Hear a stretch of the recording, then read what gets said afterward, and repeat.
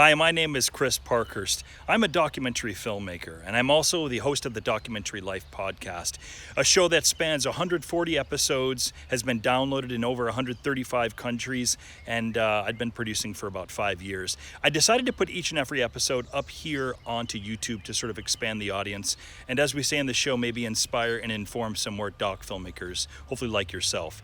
In the episodes, you may find some older, maybe outdated URLs, in particular any of the documentary filmmaking courses that we do offer online. If you have any questions about the URLs, simply look in the show notes on this page, here on this YouTube page, and that'll be able to take you where you need to go to. Other than that, I hope you enjoy the show, and it's great to have another listener to the Documentary Life. Have a great day. Microphone check, 1, 2, 3. City, sibilance. Levels check, good, sounds good. 1, 2, 3, rolling and...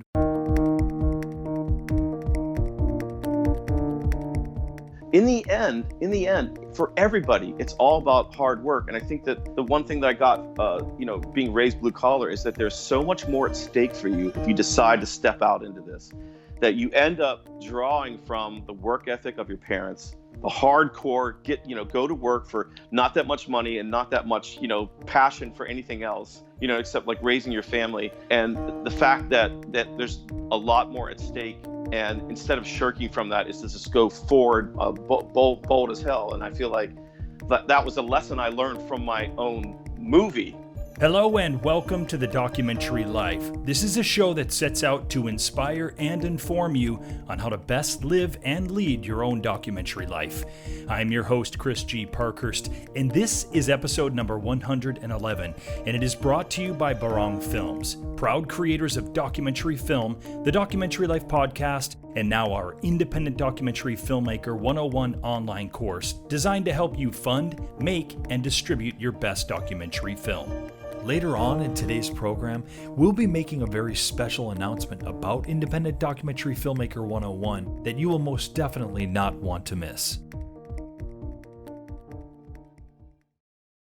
Today, I'd like to talk to you about your perspective and mindset when it comes to making your documentary film, and really maybe ultimately leading your own documentary life. When it comes to your perspective and mindset in relation to making your doc film, we've identified 3 primary areas that you'll want to get clear on before you proceed. They are number 1, your goals and intentions, number 2, your money mindset, and 3, imposter syndrome. For this segment, I'd like to focus on that number 2, which is your money mindset. What money means to you and how you feel about it. And that really goes for both your personal and professional perceptions of it. Now, when it comes to your doc filmmaking, I'm sure you've long realized the importance and necessity of money when it comes to the funding of your docs or drawing some kind of salary from your doc filmmaking career. I think that most of us can agree that money is oftentimes one of, if not the biggest hurdles in making our films. Look, doc filmmaking is already inherently rife with challenges, right? Having little to no money in which to make our films, that just compounds all of those challenges. Or maybe conversely, money can help alleviate a number of those challenges. Which is why one of the first things you want to ask yourself is how I feel about money holding me back from making it? There was a time, and it really wasn't all that long ago, trust me, when I just kind of thought that money was what destroyed, or at least impeded most, if not all, artistic endeavors. That the mere mention of money, when it came to something like, in this case, film, it immediately negated artistic value, somehow making it less pure or authentic. If it sounds like I put a lot of judgment on money in filmmaking, you are absolutely right. There's no way around it. In fact, when I first started making my films, and this was actually before I even got into documentary, having no budget to work with at all, it used to be a source of pride for me. That because I didn't really have much money myself, I would be forced to come up with creative solutions for any of the, of course, many challenges that I would come up against. Now, coming up with creative solutions in itself, of course, that is not a bad thing in filmmaking. It's good, right? In fact, it often results in some pretty amazing moments on film that probably never could have occurred if money had been around to throw at the problem. But that being said, Being able to pay your talent, crew, and even yourself something that should never be thought of as a bad thing or as a negative thing. And the idea, i.e. the judgment, that having some kind of budget in order to produce a film automatically makes it inauthentic or not worthy of making or watching, that thankfully has long become a thing of the past for me. That kind of idealistic, naive thinking, it never really got me anywhere, and it certainly didn't get me very far in my filmmaking career. Now, what I've described to you is part of a bigger whole of an overall money mindset. Your money mindset is the truth about how you think and feel about money, how you relate to it, and the energy you're putting out about it. Because here's the thing, whether you're consciously aware of it or not, you have preconceived ideas about money, and that's going to influence your film funding opportunities and affect your ability to manage what you raise. Now, we have found that there are basically two camps that people reside in when it comes to their money mindset and doc filmmaking. The Camp 1 people can't wait to get started on putting together a plan to raise funding for their films, and then getting to executing that plan. Hustling and making the funding happen, that just sounds like a natural part of the doc filmmaking journey. The Camp 2 people? Well, not so much. The thought of mobilizing their film funding objectives, that sounds like a painful, unnecessary, and very uncomfortable thing. Or worse, that they'd be selling a bit of their soul going out and asking people to give money to their film. You won't be surprised to hear that for most of my filmmaking life, I fell right smack into Camp 2. And I'll bet a lot of you have either been there yourselves or in fact currently reside there. Now, the good news is that there is hope for us. We don't have to be stuck in Camp 2. The even better news is that we can find a way that makes us not only comfortable asking people or organizations to financially support our film, but that we are actually doing these people or organizations a favor by allowing them into our film journey.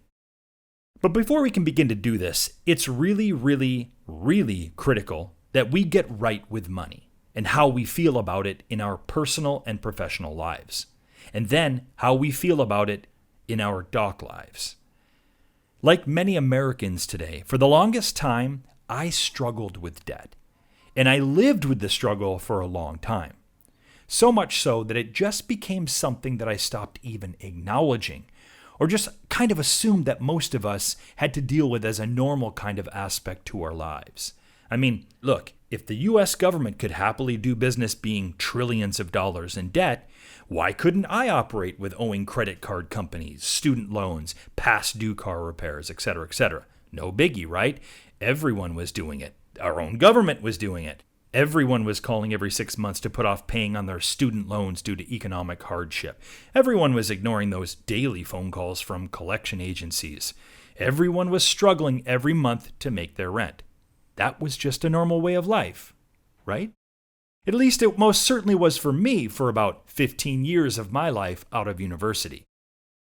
Until one day, something clicked for me when a close friend of mine told me about this radio personality who goes by the name of Dave Ramsey, who was talking about ways in which anyone could get themselves out of debt, could start saving up some money, and in fact, change the way in which they even thought about money, which was something I hadn't thought about, as I said, for at least 15 years, or at least told myself not to think about. Long story short here, I started looking directly at my debt, acknowledged that I had a bit of it, and that it was time to try something different. I wanted to cut into that debt, and regularly, and I wanted to shift the way in which I perceived money, which of course was the root of all evil, right? And something that didn't grow on trees, or something that I needed to be very, very careful with, because having it could be scary and dangerous. Now, does any of this resonate with you? Yeah, I kind of thought so. I was brought up thinking the same way. And bless my parents, I came from a blue-collar family, and they worked their butts off so that my siblings and I could have happy childhoods, which we did.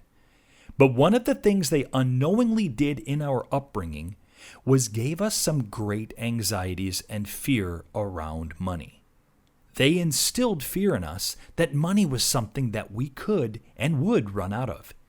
And that if we weren't very protective of it or didn't save it, although there never seemed to be any mention of what we were saving for, by the way, then we would surely be doomed. Now, I'm not going to sit here and blame my parents for my past credit card debts. That's on me. That was my responsibility, and I had to make the choice to work myself out of it. But I can say for sure that my money mindset, specifically a mindset of fear and lack, was definitely developed in many ways during my childhood. Now let's fast forward to when I started to get right with money, and I started paying off my debts, started creating an actual savings, and eventually would buy a house. One of the things that just sort of naturally occurred from all of this was a healthier relationship with money. I no longer hated it so much. In fact, it started to feel liberating when I was paying money that I owed. It felt like freedom when I could buy a house or could buy some real film gear and travel to places around the world to start shooting with this film gear. I started to truly believe that money wasn't evil, that it was a natural part of the world around me, and that it flowed freely to and from me. I made money and I spent money. That was just the natural order of things. And that when I had been frustrated by money in my past or fearful of it, it was most likely because I was fighting against it being a natural part of the life. Which is another aspect to this whole money mindset thing, your inner dialogue. So what are you telling yourself about money? And let's talk specifically about money and your doc films. Do you tell yourself you are deserving of receiving significant funding, or are you perhaps harboring beliefs that you're not good enough or worthy enough to receive, control, and distribute substantial amounts of money? Do you ask yourself why anyone would give you money when they could be giving it to any number of other projects, charities, or organizations?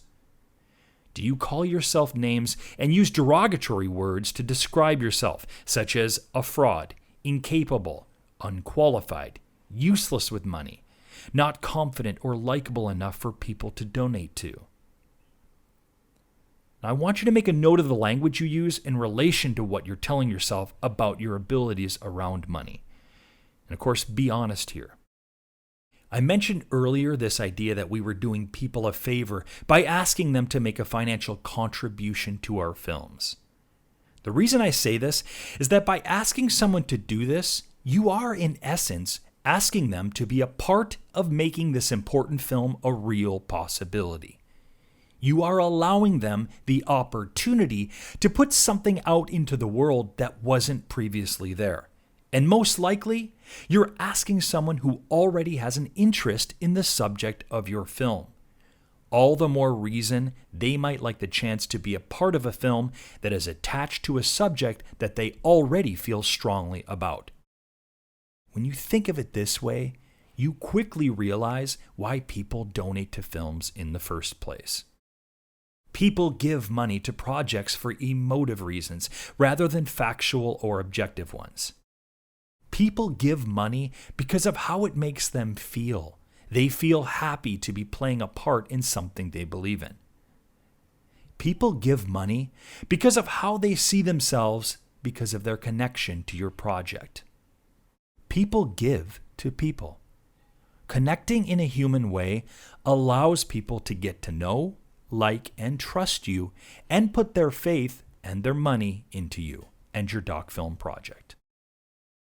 Doc Lifer, I am here to tell you that you need to stop letting your fear of money take away your ability to generate it. Knowing that the money for your film is out there waiting for you, and knowing that you are going to find it, that makes you invincible. You must see fundraising the same way that you see filmmaking. You have your concerns and reservations about your abilities to do it, but there is something deep down that knows that you can. A part of you that knows you have everything you need to learn, grow, and develop as a filmmaker and as a fundraiser. You wouldn't have started on this journey if that seed had not already been planted somewhere within you. Let the money seed grow within you too. You can be creative and rich. You can be a credible, groundbreaking, and authentic filmmaker and have a fully funded film, and then make money on that film afterwards. Now, your money mindset is just one of the 3 important areas that I believe are critical in order to get right with your perspective and mindset as a doc filmmaker. Inside our course, Independent Documentary Filmmaker 101, which we've mentioned a few times in the past month or so, we discuss all 3 of these important perspective and mindset shifts in relation to your goals and intentions: money mindset and imposter syndrome. Of course, we've talked about imposter syndrome briefly with our guest, doc film director Alex Holmes, back in episode number 108. Through IDF 101, we offer you important insight and information about how to not only get clarity, but get your head in the right place before you even begin to shoot. So for more information or to see if enrollment in something like Independent Documentary Filmmaker 101 might be the right fit for you in your doc journey, you can go to thedocumentarylife.com/courses, where you can watch our IDF 101 video and read more information on what IDF 101 can offer you. I want to thank you for listening to today's segment on perspective and mindset for the doc filmmaker. Now, a few minutes ago, I mentioned coming from a blue-collar family, and I know that's going to resonate with a lot of you doc lifers, with a lot of you listeners. Right around the corner is like the ultimate blue-collar doc filmmaker. And that conversation with him, that's coming up next here on The Documentary Life.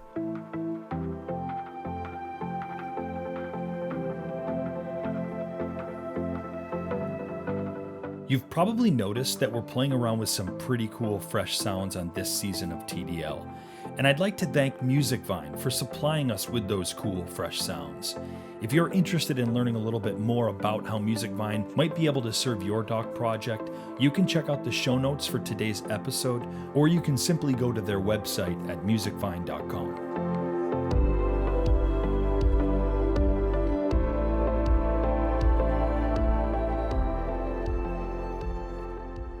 V. Scott Balseric is a filmmaker and musician. He produced and edited More Than a Game, a featured documentary about LeBron James, which was released by Lionsgate and nominated for an Independent Spirit Award. He also directed Replay, a Gatorade-branded doc series featuring Eli and Peyton Manning that received numerous advertising accolades, including 8 Gold Lions at Cannes. Prior, Balseric was the senior visual effects editor for George Lucas's Star Wars films, episodes 1 and 2, as well as Ang Lee's The Hulk and Wolfgang Petersen's The Perfect Storm.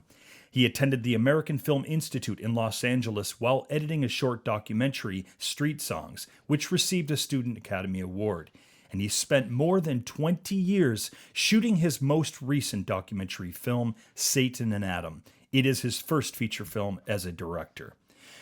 Wow, Scott, I'm absolutely elated to have you on the program, man. I'm glad that we've been able to make this happen. Welcome to The Documentary Life. Thanks for having me on. I love the show, so it's going to be fun. That's good to hear, man. That's great. So, producer, editor, visual effects, commercial director, documentary filmmaker.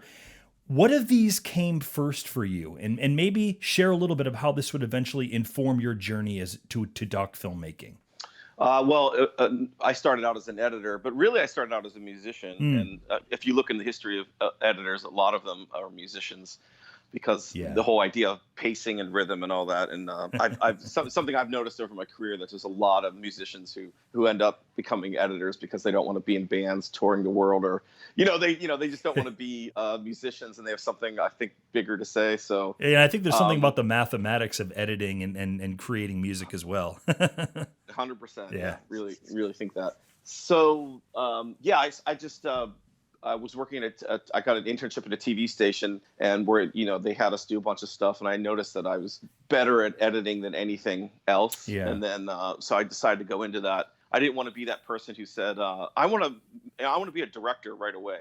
You know what I mean? I wanted to come. I didn't go to film school undergrad, so I felt like I needed to learn one of the crafts that wasn't directing.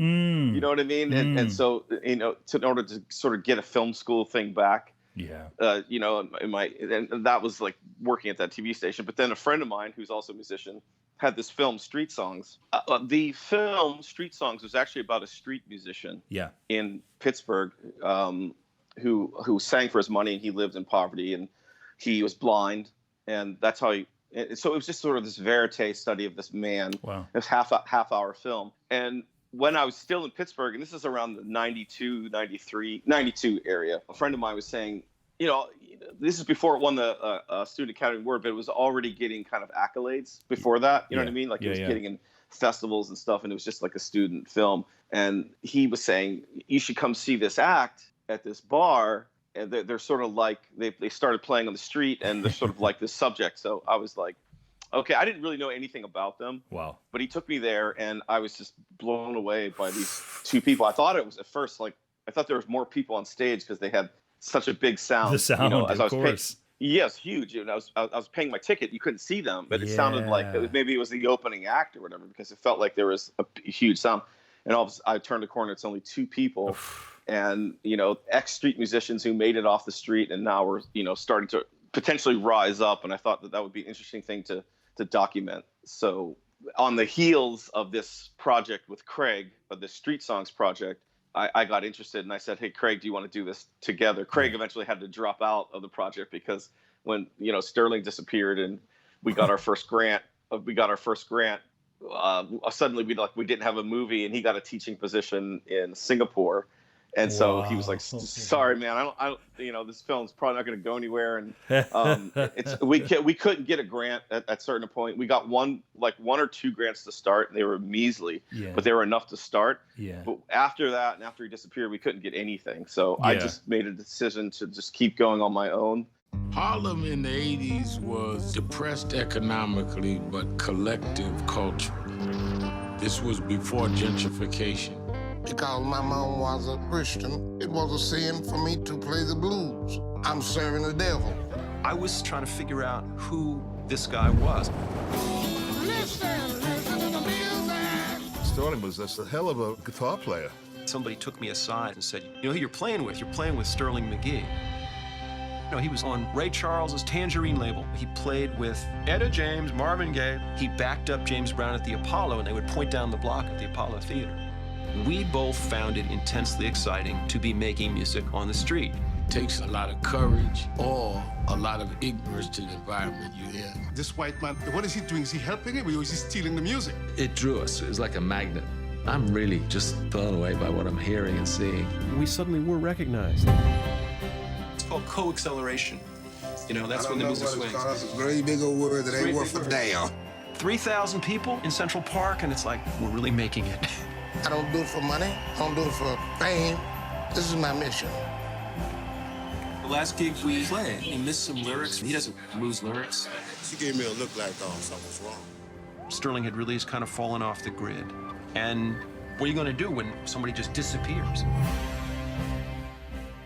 We should talk a little bit about the various formats in which this film was shot on. And I'll say, right up front, Scott, as I'm watching the film, I'm writing some questions for you, right? I'm sort of preparing for this conversation. And I'm about 2/3 through the film, and a lot of my thoughts revolved around the various formats and what I was thinking was archival footage, if you will, at the time. And then I looked you up, and it was then that I realized that this was a 20+ year journey. And then it dawns on me, oh man, this isn't archival footage in the sense that the director went and, had to do his or her research and seek out this archival footage. Scott shot this and has been working on this for 20+ years. And so it's kind of an interesting view. It made for a really interesting viewing experience for me because I really saw this as archival footage. And then, of course, I would geek out on it as a fellow filmmaker later on, especially when I realized that, no, they actually, they shot all this. So all that being said, Scott, talk about early on the formats that you were using and then how that developed over the years.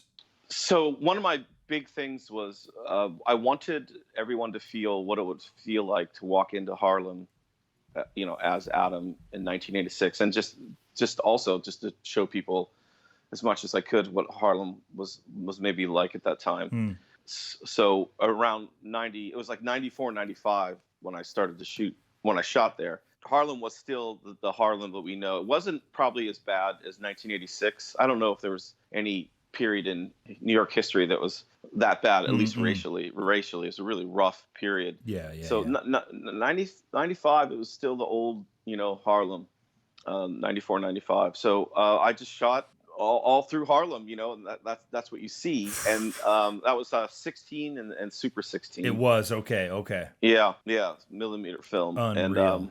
over the years, people would come to me and say, "Oh, I have like a super VHS of like Satan just by himself before Adam came." I'll take it. Oh, I'll take it. Yeah, I'll have this, and I have this, and I have that. And I think that through the power of modern technology, which would be like circa 2018, when I was doing the color correct, that we were able to sort of try our best to meld the two together. And for those major geeks out there, working at ILM, the colorist, of course, knows more than I do, but working at ILM, I was aware of, we had stocks sort of scanned and that we would pop. So if I had a certain 16 millimeter emulsion, we had that sort of scanned, and we would use it as the grain structure over some of the video. Wow. And it was, I mean, I could tell, but I know that the majority of the public doesn't. And I get it almost every festival, I get asked the same question, like, how did you get all that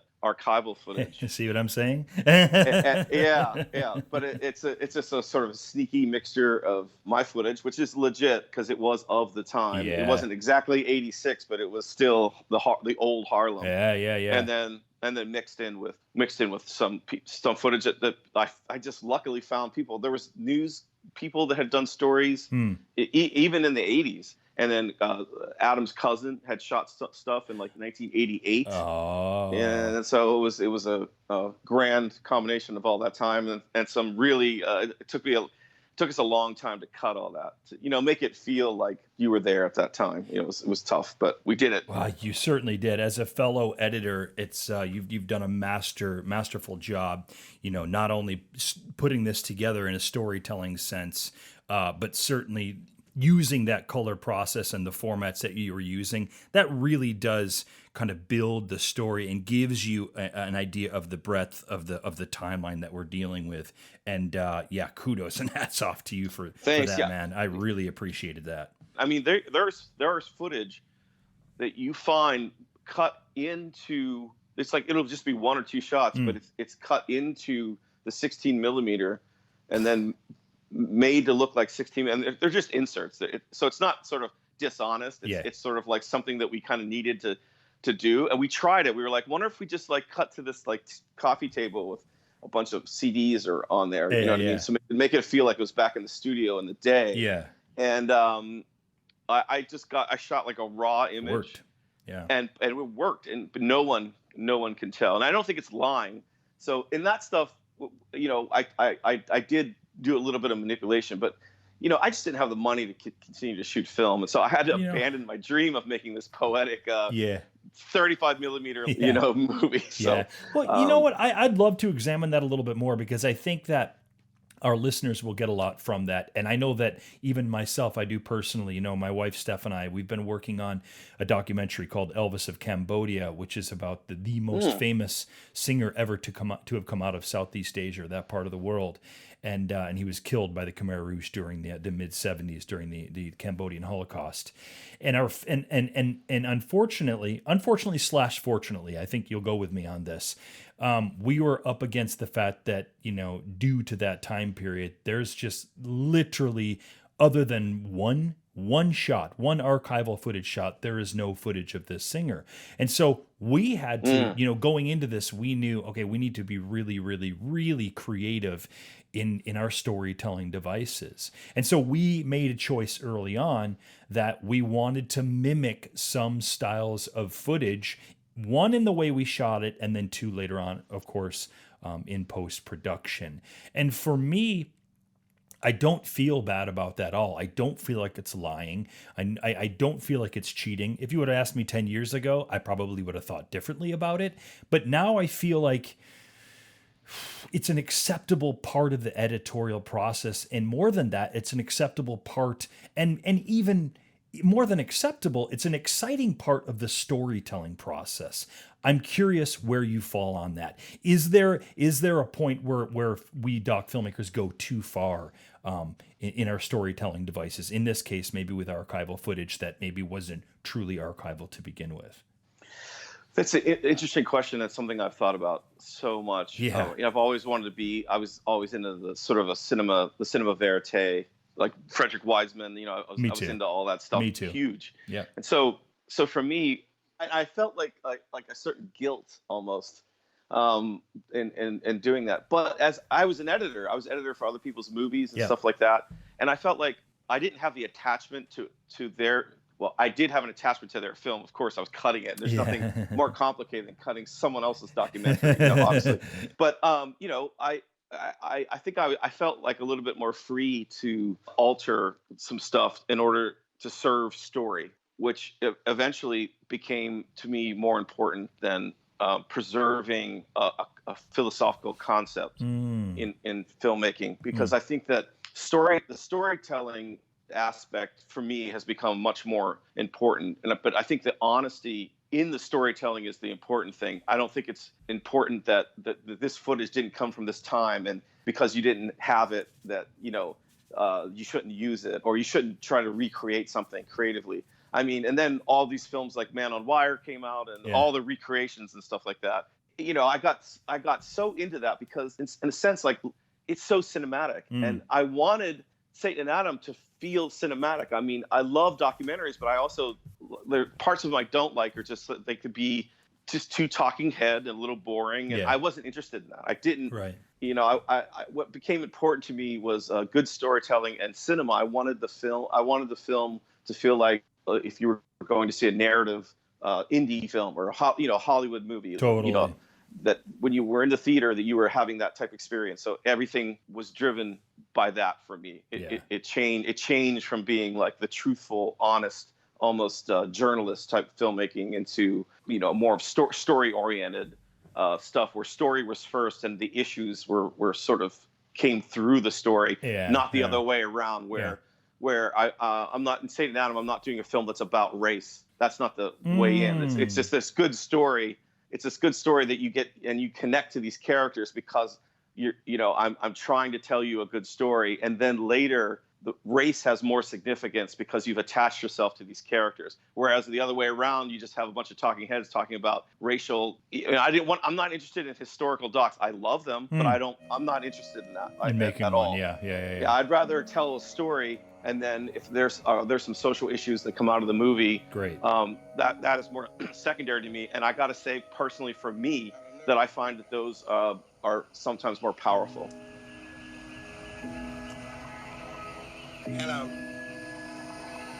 I came here, let's see. I came here, my sister and her husband came by and got me at the hospital, and I came on down here.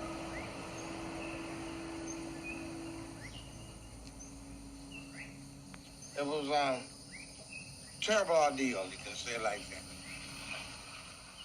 Scott, something I really want to focus our discussion on now is the idea of a passion project and how we stay connected to our films and what enables us to keep going, what supports us during that time, financially, mentally, psychically, on a lengthy project. The project that we're working on right now, we're 5 years in, and that feels like a long time. But 20 plus years working on a doc film, I can safely say that we've not had anyone on the program, at least that has talked about a current film of that length. And so, first and foremost, 20 plus years, huge congratulations, man. Can you share with us some insight on what are some tips that helped you stay in the game with this doc for that kind of a time period? Well, I'll say this at the outset of it is I think the relationship that I built with Sterling became probably the center of it, of my desire to keep going. And I tell you, and then on Adam's side, it was him sort of pressuring me. You know what I mean? And those two worked on me, and they didn't know they were, but they were working on me because Sterling opened up his life to me, in a big way. And so I know that I don't know about you, but I know that if I had gone through the situations he had gone through, that I probably wouldn't want a camera in my face. Yeah, believe me, watching the film, I really wondered about that a lot.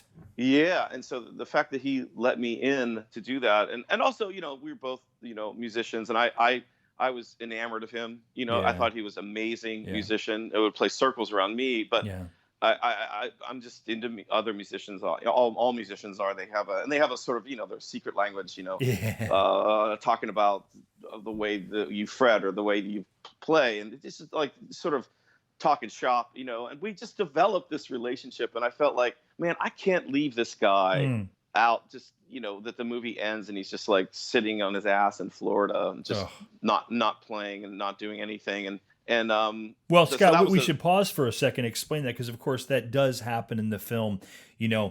There's a significant gap because the character of Sterling, aka Satan, ends up leaving for a couple of years period, like disappears from New York down somewhere in Florida. So what are you doing during that time period? What's keeping you involved, and how are you connected with him, if in any way? Talk a little bit about that. Well, so I thought this was probably the end of the film, but I was working at Lucas at the time on the Star Wars projects and stuff like that, and it was like my day. It was my day job. That was your day job, yeah. George was like, he let his employees use the equipment at night and stuff like that. So I did. They were very helpful. Industrial Light and Magic is where I worked, but they were very helpful. But anyways, Adam, that was a time when not a lot of people had like a lot of fancy computers. Adam certainly didn't, but I did because I was at Lucas, and I noticed on Google that the white pages were slowly coming online, so you could actually instead of using the old white pages, start searching, yeah.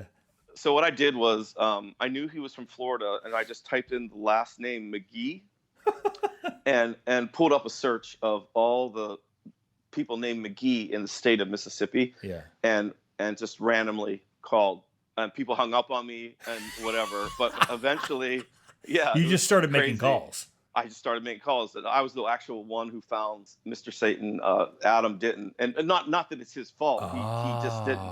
He just didn't know how to do it, and I had the power of technology at my fingertips. Yeah. Because I was working at Lucas, and I found his name, a name, and I called people, said, "Don't call here again," and people hung up on me. "Who are you?" and stuff like that. "How'd you get this number?" That kind of thing. And I finally found a guy who was his cousin. It was like a second cousin or cousin. And I remember him saying, someone else had answered the phone, and he said, "Oh, let me go get his cousin." And he put the phone down. The phone was down, I'm not kidding, for probably 7 to 10 minutes. I'm not kidding.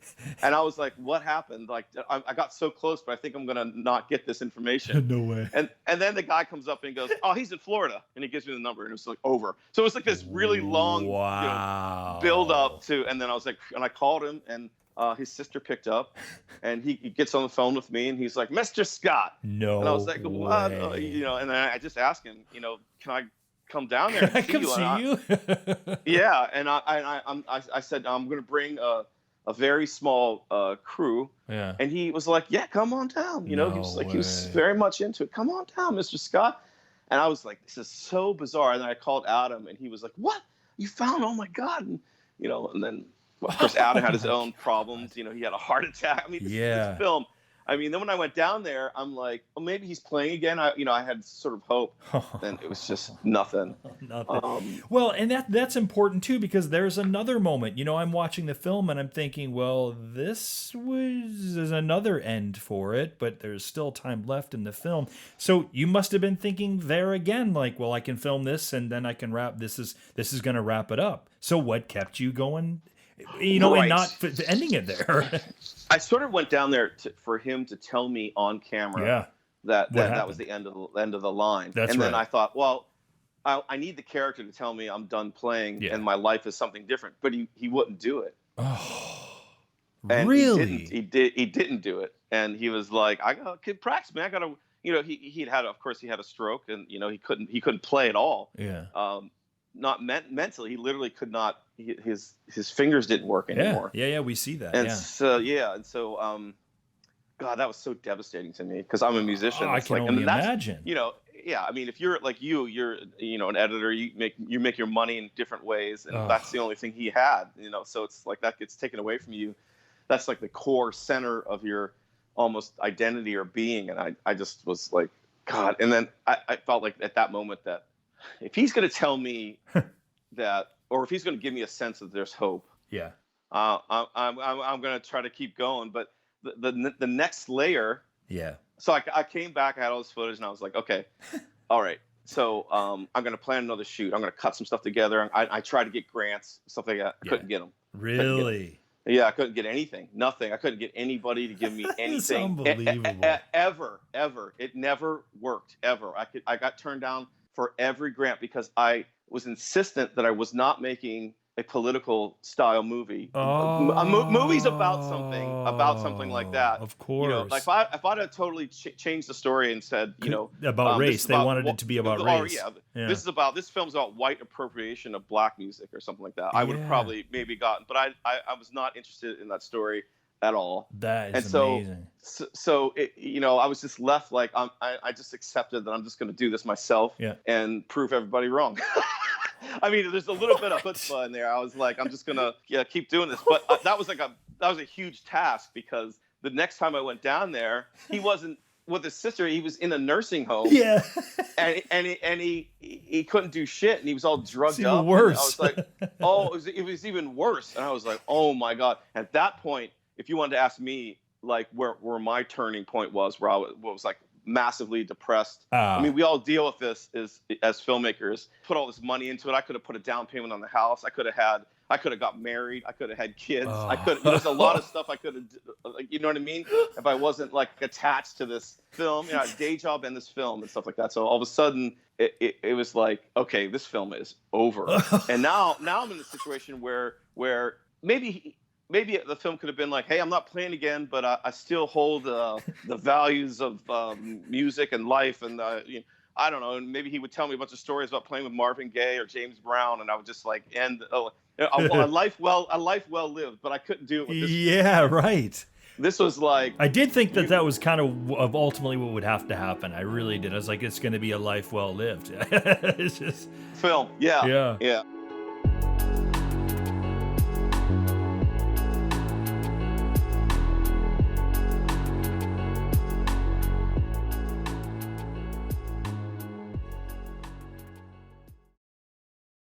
Hi Chris, I've started your independent documentary filmmaker 101 course. My relationship with money was terrible, and for the first time it feels like it's changing. Thanks for all your hard work. Well, that clip was taken from a doc lifer who's just starting out on his own documentary filmmaking journey, who is an enrollee in our online documentary filmmaking course, Independent Documentary Filmmaker 101. Ever since we released IDF 101 a little over a month ago, we've been receiving great messages and emails from other excited and inspired enrollees like Jay. We can't tell you how happy we are that IDF 101 is having such an amazing impact on doc lifers and helping to move their films forward to financial and distribution success. That is why we've decided to make it more readily available to other doc filmmakers who really could use our help. We have listened to some of you who have expressed genuine interest in enrolling in IDF 101, but found that $429 was maybe just too much of an upfront cost. So we've now decided to also offer it in 12 monthly payments of just $42 per month. So for less than the cost of an Adobe Creative Cloud subscription, you'll be able to enroll in IDF 101 and have access to video tutorials that will guide you from funding your film, building an audience for your film, getting your film out to a willing crowd, and ultimately making you a truly profitable documentary filmmaker. And you'll also get 30 days to try it out risk-free. So if you feel that it's not the right fit for you, you can reach out for a no questions asked full refund. The way I see it, you've nothing to lose and possibly everything to gain. We want to see you make your documentary dreams a reality, and we truly believe that enrolling in Independent Documentary Filmmaker 101 is the first, best step you can take to making that dream really happen. Check it out today by going to thedocumentarylife.com/courses. I look forward to seeing you inside. I gotta say, man, I feel like maybe some part of the film taking so long is that I couldn't even bear to cut it. Oh, wow. Because it's an ending that I didn't have an answer for, and it would have required me to sort of almost like as a white person lie about this black man's life. Like in some ways, you know what I mean? Because I couldn't bear to see him in that situation when I had so much admiration for him. Yeah. Well, like Adam. Yeah. Much like the character of Adam. Yeah, exactly. So I rolled the dice. I was like, okay, you know what I'm gonna do?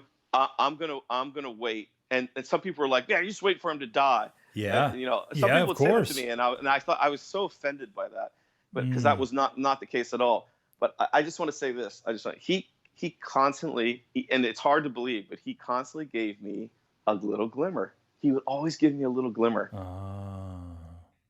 So as we wrap up, what I'd love to hear, Scott, is talk to me about perseverance as a doc filmmaker, the importance of it, and how we stay in the game. I feel being a sort of a multi-hyphenate person these days is the way to stay in the game. I shoot my stuff, I edit my stuff. You have to. Working for other people, a lot of people would say like, wow, you're not working on your film, you're working on other people's films, but working on other people's films helped me. Just stay in the form. If you love it, it's not a big problem for you. On the economic side, there's been definitely like tough times, but I think I became a better editor and a better filmmaker. I've even gotten a little bit into producing, helping people, produce their films. And so I think working with other people, a lot of people look at it as that it's taking away from what you are doing, but I think that's sort of a maybe narcissistic view. I feel like working with other people has helped me a lot because you run into their narrative problems and you help figure them out, and that helps your film. And I think that was a big thing. For me, I didn't come from money. My dad's a factory worker. Yeah, me too. So it was particularly tough for me to and so I just had to do that. But it ended up that it was like some of the best thing. It was almost better than film school, in some ways. It probably was better than film school, which I ended up going to later in life. But I now, I would say to most, just go out there and just do stuff, and keep active on it and just keep doing it. Life is different as a filmmaker, as a creative. I mean, it's not your normal, but I wouldn't trade it for anything. But it's been a ton of really hard work, and I didn't want to play the violin on your show at all. But I really do respect, if there's any viewers out there, just the absolute perseverance, to do this. I always said to people, I'm not the one that should be making documentaries. It should be like rich people who have an axe to grind. You know what I mean? Like, why did I get into this? I mean, I used to question myself because it's like there's no money in it. There's only the only thing there is like, sort of like a passion for it. Yeah. And I used to feel cursed by it. Yes. That's kind of what I wanted to say. Yeah. It's like I have no business in there. I mean, I've been in major poverty situations. I have come from a blue collar family. My father worked at Kodak in Rochester, New York, where I'm originally from, for 30 plus years. Wow. And so, so Rochester, Buffalo is very blue collar, and has been for years. So I have just huge respect for that world and for people that, brothers and sisters that come from that world. And so, you're definitely speaking a world that I understand pretty well and have mutual respect for. What, Scott, I'd love to hear this. How do you think coming from a blue collar, I mean, come on, man, Pittsburgh, Rochester, Buffalo, how do you think coming from that part of the world and coming from a blue collar family, how did that help you as a doc filmmaker? Right. If there's one thing to glean from the blue collar, and it was a work ethic of my father. Yeah. Just the pure. I mean, that ain't a pretty life. My dad worked in a factory. I always say he came home dirty, and I remember going to AFI. Everyone around me was from somebody, was wealthy or whatever, and I remember deeply questioning myself, like, what the fuck am I doing? Am I supposed to be here? Am I an imposter? No, I felt like an imposter, like I shouldn't be here. Yeah. You know what I mean? But in the end, for everybody, it's all about hard work. And I think that the one thing that I got, being raised blue collar, is that there's so much more at stake for you if you decide to step out into this. Yeah. That you end up drawing from the work ethic of your parents, the hardcore go to work for not that much money and not that much, passion for anything else, except like raising your family. And the fact that there's a lot more at stake. And instead of shirking from that, is to just go forward, bold as hell. And I feel like that was a lesson I learned from my own movie, because I don't think I realized that I have this sort of obstinate work ethic in me until I started realizing that, I wasn't stopping on this movie. And so what is that thing that's driving you? And it must be sort of almost developmental, maybe. Yeah. You know what I mean? I don't know, like where it's just pounded into you. You know what I mean? Like you gotta keep working. And I think that taking a risk, it's so much more of a risk that you end up working harder because you think you could lose it at any second. You know what I'm saying? Oh, hell yes. I love it. Right. I'm so glad you brought that up. It's the best. How can we see Satan and Adam? It's playing in theaters right now. Yeah.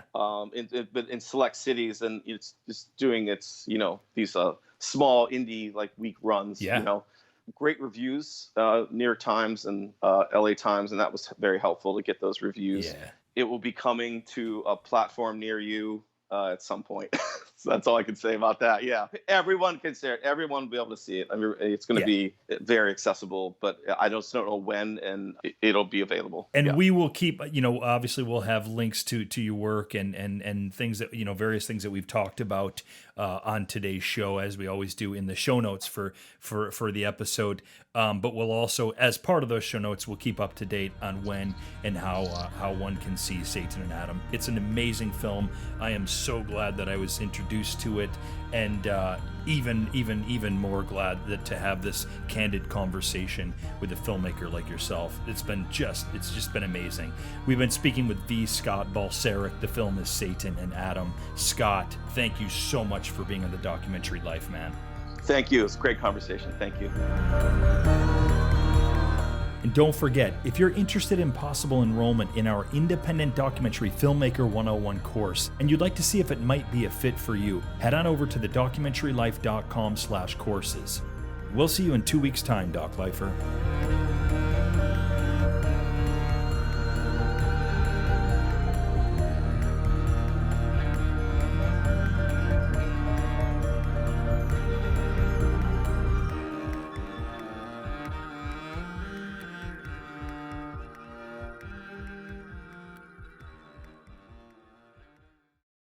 Thanks again for listening to the show, and remember to like and subscribe to this channel.